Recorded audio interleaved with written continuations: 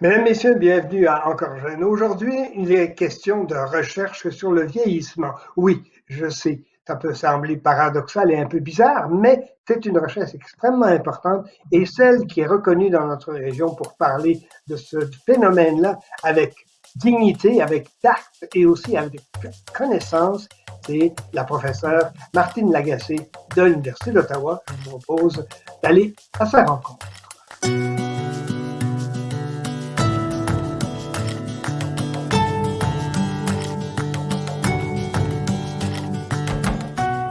Mesdames, Messieurs, bienvenue à Encore Jeune et surtout bienvenue Martine Lagacé. Heureux de vous avoir à Encore Jeune. C'est pas la première fois qu'on croise le fer au-delà des ondes, Martine, vous et moi, mais c'est toujours un plaisir renouvelé. Alors, bienvenue encore une fois.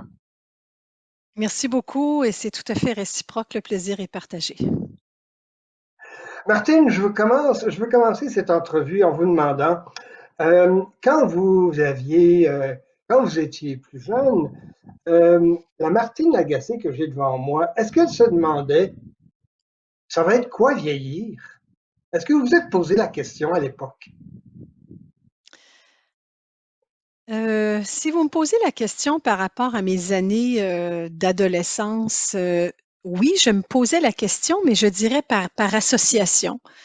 Ayant été très proche de mes parents et même aidante naturelle de mes parents, c'est à travers eux, c'est à travers leur propre vieillissement que je me suis demandé comment je vais vieillir moi. Est-ce que sont dans les mêmes chemins qu'eux ont emprunté, dans le même contexte historique, dans le même contexte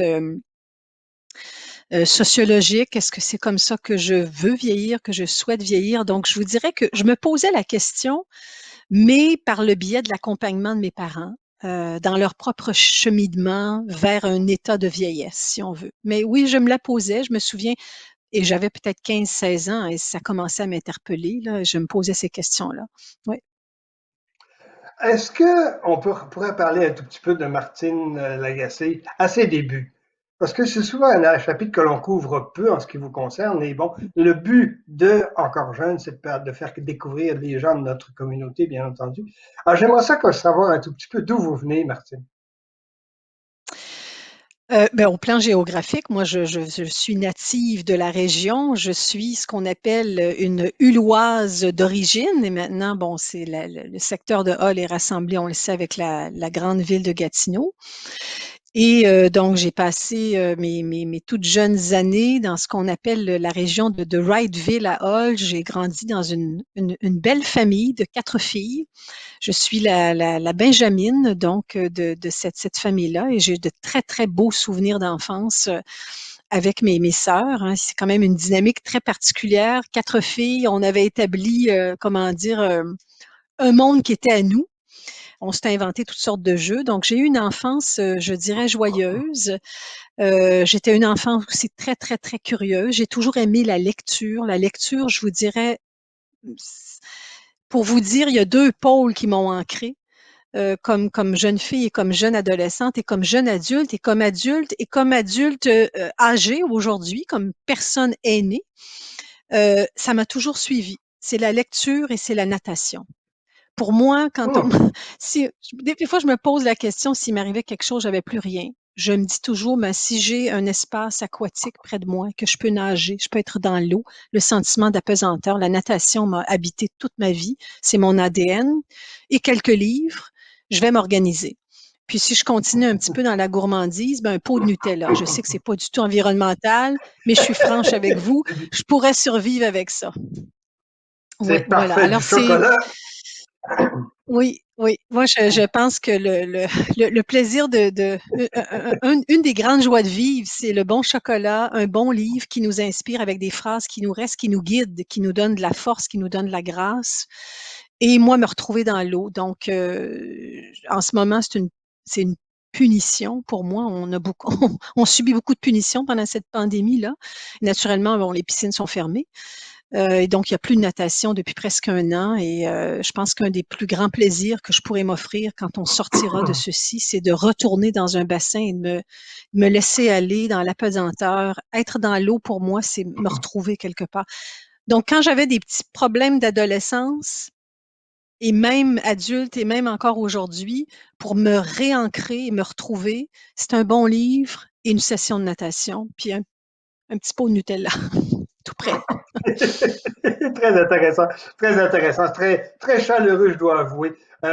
Question en passant, l'été dernier, à vous, est-ce que vous aimez mieux vous retrouver dans l'eau ou vous pouvez également, vous avez autant de satisfaction à vous retrouver près de l'eau et sur l'eau aussi? Je pensais, par exemple, moi, je suis allé faire du canot l'année dernière durant la pandémie, mais à l'extérieur, évidemment, sur le lac Limay, du canot et du pédalo.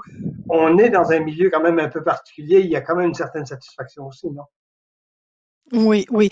Ben, près de l'eau, j'aime tellement être dans l'eau que près de l'eau, c'est quasiment comme c'est quelqu'un qui me tend un dessert quand j'ai faim et j'y ai pas accès. J'ai l'impression que bon, je suis près de l'eau, je voudrais me retrouver dans l'eau, nager, mais j'avoue que j'aime beaucoup la pêche. J'en fais très peu, mais me retrouver sur un bateau très calme, au milieu d'un lac avec le soleil et entouré d'une belle nature.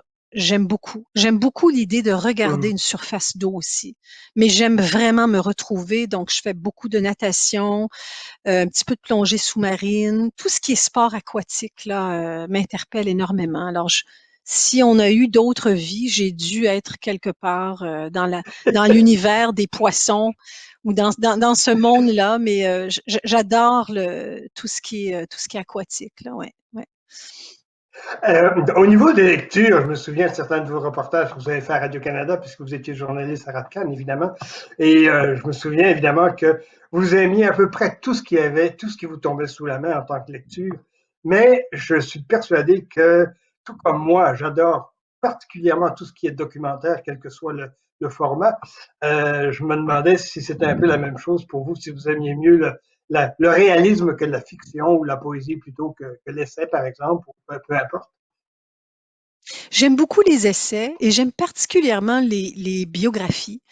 Bon, naturellement, on a des gens qu'on admire, qui nous inspirent ou des gens qui nous fascinent. Et récemment, j'ai lu une biographie de François Mitterrand. Mhm, C'est pas une question d'aimer ou de ne pas aimer, mais je trouvais que, bon, comme beaucoup de gens, il a eu une vie fascinante et je me suis laissée prendre. Et quand je commence à lire une biographie, c'est comme si j'entrais dans l'univers ou dans le monde de cette personne-là.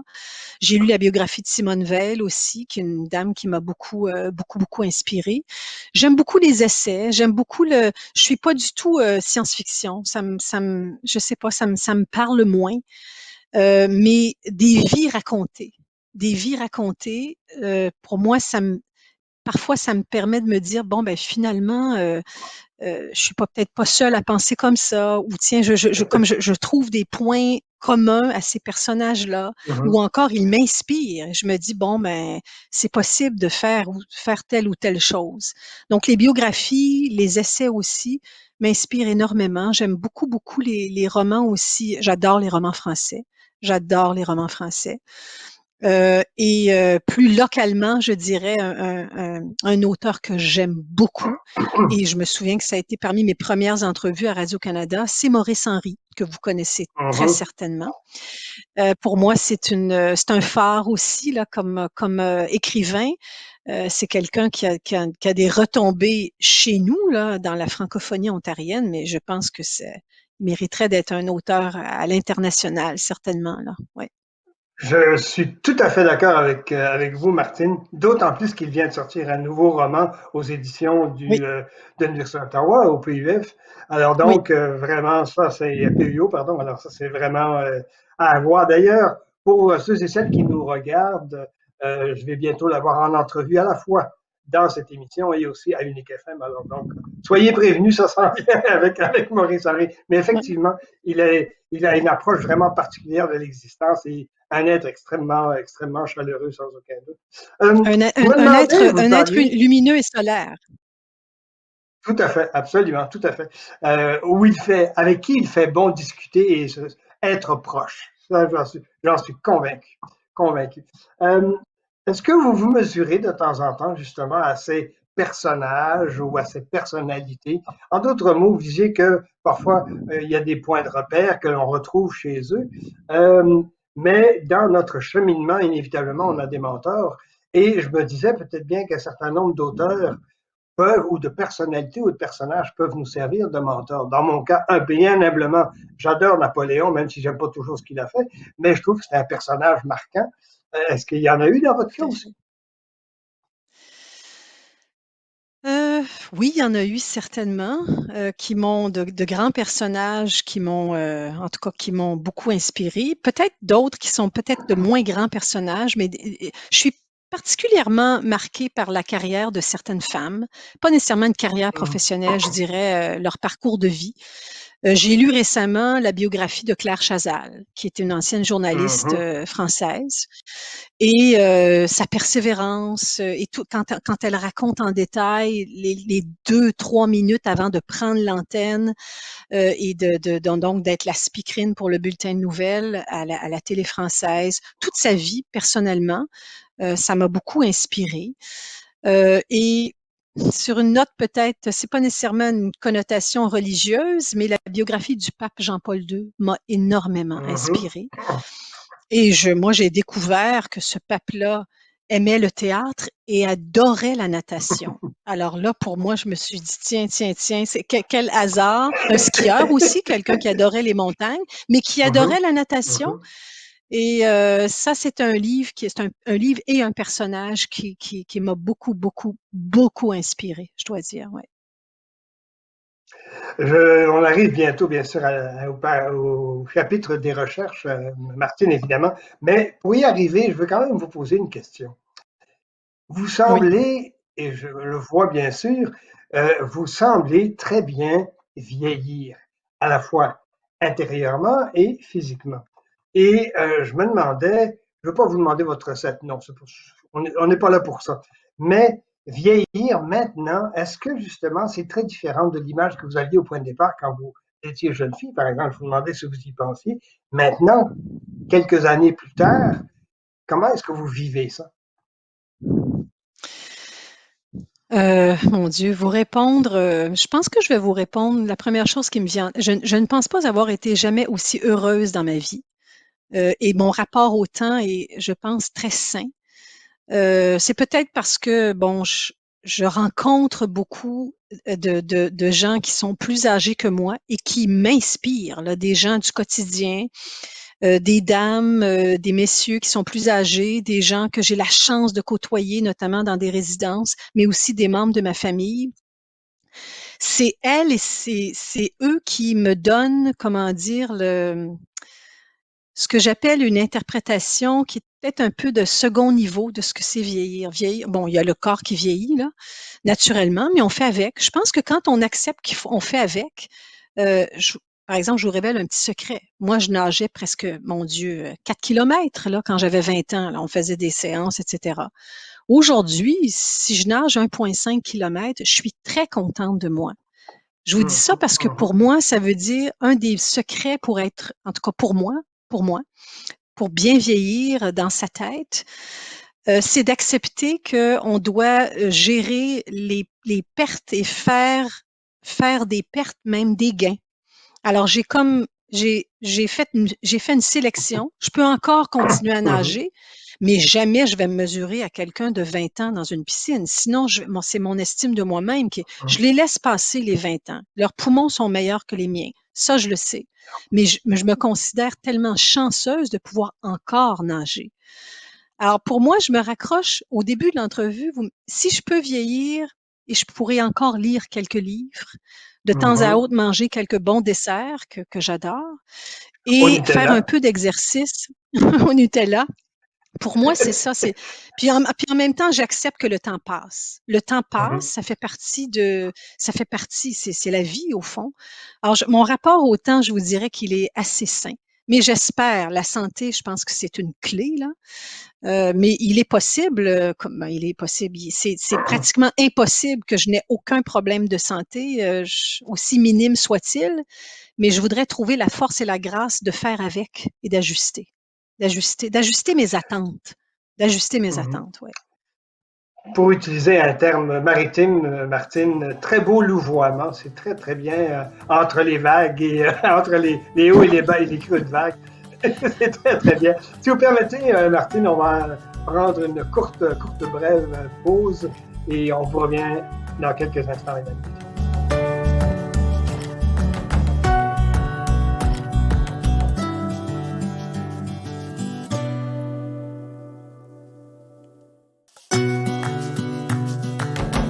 De retour à Encore jeune, mesdames, messieurs, et mon invité, c'est toujours Martine Lagacé. D'ailleurs, Martine, je vais vous laisser vous présenter en nous signifiant quel est votre titre maintenant officiellement à l'Université d'Ottawa. À l'Université d'Ottawa, je suis professeure titulaire au département de communication et je suis aussi affiliée à l'école de psychologie de cette même université-là. Et j'occupe aussi une fonction administrative actuellement pour un certain nombre d'années. Donc, je travaille au cabinet de la recherche à l'Université d'Ottawa, à titre de vice-rectrice associée à la recherche. Donc, c'est un petit peu deux chapeaux que je porte là pour les prochaines années et qui me demandent un certain exercice là d'équilibre que je réussis, je pense, à relativement bien maîtriser, avec une vie très disciplinée, par exemple. Je n'en doute absolument pas, évidemment.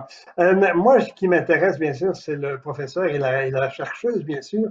Vous avez beaucoup parlé, étudié, communiqué à propos du vieillissement. C'est pas pour rien que je vous posais ces questions-là au point de départ, vous en doutez un peu.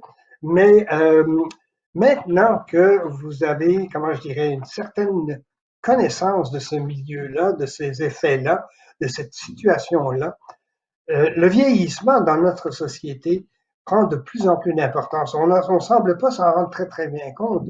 On a juste à voir ce qui s'est passé avec la pandémie et on a eu de joyeuses surprises. C'est probablement dû à l'inconscience sociale et autres mesures, bien sûr. Mais de plus en plus, notre société est vieillissante.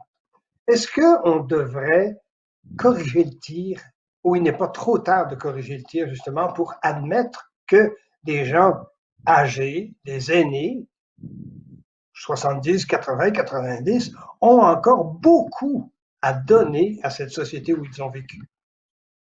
Je pense que une partie de ma réponse, je vais reprendre un terme que vous avez utilisé. On est peut-être dans une forme d'inconscience ou peut-être d'insouciance, volontairement ou involontairement, collective par rapport au vieillissement. C'est un sujet qui est encore assez tabou. On veut pas trop en parler. Et probablement parce que c'est une projection de soi-même. On se dit, bon, ben moi, je ne veux pas penser à ce que je serai quand je serai une personne âgée, mais la pandémie, je ne serai pas la première à le dire, là, vraiment a été et reste un événement Mhm. qui nous a, comment dire, forcé là, à faire cet examen de conscience collective. Moi, je ne pense pas qu'il est trop tard, mais je pense qu'il est urgent. Mon plus grand regret, ce serait qu'on soit passé à travers ces mois de crise sanitaire Mhm. et qu'après on revienne à la normale. Parce que on a tous entendu tout ce qui s'est passé par rapport aux personnes âgées à domicile, aux personnes âgées en résidence, aux personnes âgées en résidence de soins de longue durée. Et ça nous force à nous remettre en question. Comment on veut vieillir ensemble? Comment on appréhende le vieillir? Est-ce qu'on n'a pas tout un discours à changer autour du vieillissement? Pas un discours qui ferait en sorte que tout est en rose, puis on porte des lunettes roses et il y a aucun défi, mais une reconnaissance il y a l'apport des personnes âgées dans une société, de ce que c'est, et peu importe leurs conditions de santé, là. Et des bons côtés comme des défis par rapport au vieillissement, c'est-à-dire de reconnaître que le vieillissement fait partie de la vie, tout simplement. Et c'est pas quelque chose, encore une fois, j'ai souvent utilisé cette expression-là, on met ça en voie d'accotement. Non, ça fait partie d'une Mhm. société. Et là, ça veut dire tout repenser, notre lien entre jeunes adultes et personnes âgées. Est-ce qu'on peut repenser même structurellement notre société au lieu de vivre? On vit quand même assez segmenté par les âges. Hein? Il y a les écoles, les universités, les résidences, et souvent on a peu de points pour faire des liens entre les Mhm. générations. Est-ce qu'on peut repenser tout ça? Et particulièrement, je vous dirais, toute la question des soins de longue durée. Bon, on ne peut pas revenir malheureusement sur le drame de cette première vague de la pandémie, mais ça nous force à comme société, collectivement, à se dire, je pense qu'on est tous quelque part fautifs et coupables parce Mhm, que mhm, c'est quelque chose que j'ai souvent mentionné en entrevue. Ce qui s'est passé se préparait en amont depuis longtemps. Donc, c'était déjà un système hyper vulnérabilisé. Et à la moindre crise, ils devenaient encore plus vulnérables. Et là, c'était pas une moindre crise, c'était une grande crise. Alors tout ça, c'est à repenser au niveau du financement, au niveau de l'attention, de la formation des travailleurs, de la reconnaissance du travail de préposés aux bénéficiaires, de la reconnaissance de la voix des résidents dans les résidences de soins de longue durée. mhm, Pour mhm, moi, si j'avais un petit pouvoir autre que celui de chercheur, ma priorité, ce serait les soins de longue durée. Parce que mhm. et ça, c'est personnel, là, j'enlève mon chapeau de chercheur. Moi, je pense que bon, on arrive dans la vie, on quitte à un moment donné. Ces deux extrêmes-là, ce sont des groupes qu'on doit protéger. Les jeunes enfants, parce qu'il y a une vulnérabilité, et les personnes très âgées qui sont peut-être plus fragilisées dans ces lieux-là, dans les soins de longue durée. Alors, il faut justement qu'on s'assure qu'il y a une dignité, une qualité de vie et que ces gens-là aient une voix. Et la pandémie nous a montré que non, ils en avaient pour la plupart pas de voix et qu'il y avait beaucoup de choses à changer. Mais je veux rester optimiste en me disant, profitons, si on peut utiliser cette expression-là, de cette crise pour changer les choses. Mais en tout cas, on verra ce qui va se passer en sortant de cette pandémie-là. Là. Mm. Deux questions en rapport à vos recherches et bien sûr aux conséquences de vos recherches, bien entendu. Pour commencer, quand vous décidez de mener une recherche, Martine, est-ce que les personnes du troisième âge, aînées, âgées, appelons-les comme vous voulez, est-ce que justement c'est beaucoup plus difficile de rejoindre ces gens-là au niveau des fins de recherche sur ce qu'elles vivent, sur ce qu'elles sont, sur ce qu'elles peuvent devenir, etc. Est-ce que c'est plus difficile que la génération, disons, médiane, si vous voulez, ou les jeunes? Première question. Ben, c'est plus difficile. En fait, ça dépend au plan géographique, là, d'où ils vivent et dans quelle structure. Mais je vous dirais qu'en fait, c'est moins difficile de les rejoindre par rapport à leur intérêt à participer à des projets de recherche. Moi, les plus belles entrevues que j'ai pu faire, et ça a été vraiment un privilège pour moi, c'est d'avoir des discussions avec des personnes âgées, de faire des entrevues avec elles qui au départ devaient durer peut-être 15-20 minutes, mais qui durent Mhm. 1 heure parce que ces gens-là sont d'une grande générosité. Alors, pour, pour répondre à votre question par rapport à la facilité à les rejoindre et aller chercher leur intérêt de recherche, non, c'est plutôt le contraire. Ces gens-là veulent participer au projet de recherche, veulent faire entendre leur voix. C'est à nous, les chercheurs, d'aller les chercher et de passer à côté des obstacles qui pourraient se présenter sur notre route. Mais encore une fois, moi, je veux souligner la générosité des personnes âgées dans les projets de recherche. Ils donnent de leur temps. L'entrevue, au lieu d'une demi-heure, ça peut durer 1 heure, mais c'est toute leur personne qu'ils offrent pendant ces entrevues-là et ces projets-là. Mm. Et conséquemment à ça, justement, avez-vous noté que ces entrevues-là et ces personnes-là étaient très, comment dirais-je, éclairées, les yeux brillaient, elles avaient de l'expérience, de la connaissance du jugement, elles avaient la parole, bien entendu aussi. Est-ce que justement ça vous a surpris que ces gens-là aient autant de vivacité? Moi, en tout cas, cette série d'émissions, ça me permet de conclure à ça. Je ne sais pas si c'est la même chose pour vous. Ben, je vous dirais pas que tout ça m'a surpris. Parce que je pense que tout le point de départ de ma recherche, c'était la vivacité des membres de ma famille, des personnes âgées, à commencer par la vivacité de ma mère. Et donc, j'ai toujours été très, très inspirée par les personnes âgées et tous les projets de recherche que j'ai faits avec eux et avec elles m'ont confirmé que on est privilégié comme chercheur de pouvoir travailler et parler aux personnes âgées. Et à chaque fois que j'ai une conversation avec une personne âgée, mettons la recherche de côté, j'ai la chance de faire un petit peu de bénévolat aussi avec des personnes âgées. Et à chaque conversation là, que j'ai avec les personnes, je peux pas raccrocher le téléphone en me disant, tiens, j'avais pas pensé à ça. Je vais vous donner juste ou Mmh. encore, tiens, c'est donc vrai ce qu'elle me dit. Et là, c'est l'expérience de vie qui parle. Je vais vous donner un exemple peut-être banal, mais je pense que tout le monde pendant cette pandémie, on a tous traversé des moments où est-ce qu'on est un petit peu plus, on manque de courage, puis on se dit, Et je me souviens d'avoir parlé à une dame avec qui j'ai le plaisir de converser via justement un engagement bénévole et qui me dit toujours, tu sais, tout passe et tout recommence. Et cette pandémie-là va passer et tout va recommencer. Et quand vous entendez ça de la bouche d'une personne qui a 87 ans de vie, vous dites, je pense qu'elle doit avoir raison. Elle sait de quoi elle parle. Et moi, en raccrochant, je me suis dit, j'ai besoin de ça. Donc, on a besoin de la. On peut pas dire que toutes les personnes âgées sont sages nécessairement, mais on a besoin de l'expérience de ceux qui sont passés avant nous. Et c'est ça qu'il faut valoriser dans notre société, c'est-à-dire reconnaître que celui qui est né avant moi a quelque chose à m'offrir. Peu importe son état de santé physique ou psychologique, il a quelque chose. Mais c'est à moi d'ouvrir les bras. C'est à moi de me montrer accueillante et de reconnaître cette possibilité de me donner quelque chose. Et moi, j'espère en retour aussi, là. Tout à fait. Je pense que c'est exactement ce que notre société devrait faire, comme vous le faites sur le plan individuel. Ben, comme j'essaie de le faire, en tout cas, pour moi, tu sais, je pourrais pas vivre, comment dire, et cheminer comme chercheur et comme personne sans la présence de personnes âgées autour de moi. Ce serait pas possible pour moi. Pour moi, c'est une société est connectée avec son passé, son présent et son futur. Et vous enlevez le passé, ben il manque un morceau de casse-tête là. Il y a quelque chose qui fonctionne mal là. Ouais. Martine Lagacé, encore une fois, c'est beaucoup trop court comme temps d'entrevue. Vous le savez,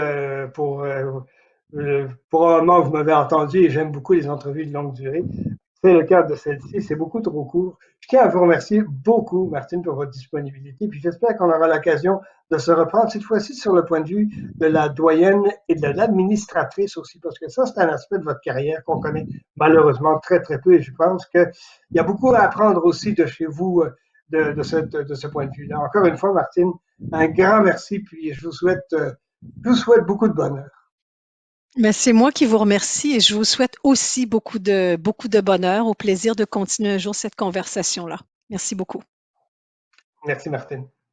Voilà pour cette édition d'Encore Jeune. Nous avons parlé de vieillissement et surtout nous avons parlé et rencontré une personnalité de chez nous dont l'implication communautaire et l'implication universitaire ne fait plus aucun doute. J'espère que vous avez beaucoup aimé. Moi, c'est toujours des événements marquants dans la carrière d'un intervieweur et d'un animateur de rencontrer des gens semblables. Alors, je vous souhaite donc une excellente semaine et je vous invite bien sûr à nous revenir la semaine prochaine pour d'autres entrevues tout aussi passionnantes.